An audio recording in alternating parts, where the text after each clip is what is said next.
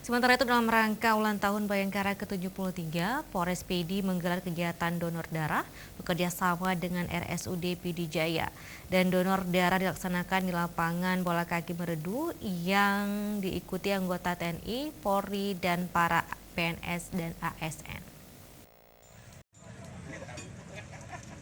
Dalam rangka memperingati HUT Bayangkari ke-73, Polres PD Jaya bekerjasama dengan Rumah Sakit Umum Daerah RSUD PD Jaya menggelar donor darah.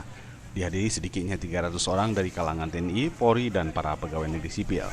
Darah yang sudah dikumpulkan akan diserahkan Polres kepada RSUD untuk pasien di RSU tersebut, mengingat selama ini pihak RSUD kurang stok darah. Bagi pasien yang memerlukan darah, maka tidak perlu lagi mencari keluar. Dan diharapkan akan mampu mengurangi kendala kekurangan stok darah yang selama ini menjadi keluhan pasien di Rumah Sakit Kebanggaan Masyarakat PD Jaya tersebut. Kapolres PD AKBP Andi Nugraha Setiawan Siregar melalui Kapolsek Meredu AKP Aditya Kusuma mengatakan dengan adanya donor darah dari para anggota TNI, Polri, dan PNS diharapkan dapat membantu RSUD PD Jaya dari kekurangan stok darah. Padahal RSUD tersebut baru saja mendapat akreditasi tahapan pertama. Adapun jumlah peserta sedikitnya 300 orang. Tidak semua darah yang sudah dikumpulkan dapat dipakai semua. Kapolsek Meredu tadi benar bahwasanya di rumah sakit memang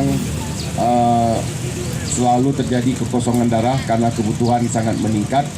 Maka dengan kegiatan ini yang mungkin seterusnya juga kita bisa lakukan hal seperti ini akan sangat menolong, akan sangat membantu terhadap orang-orang yang membutuhkan. Tim Liputan Aceh TV.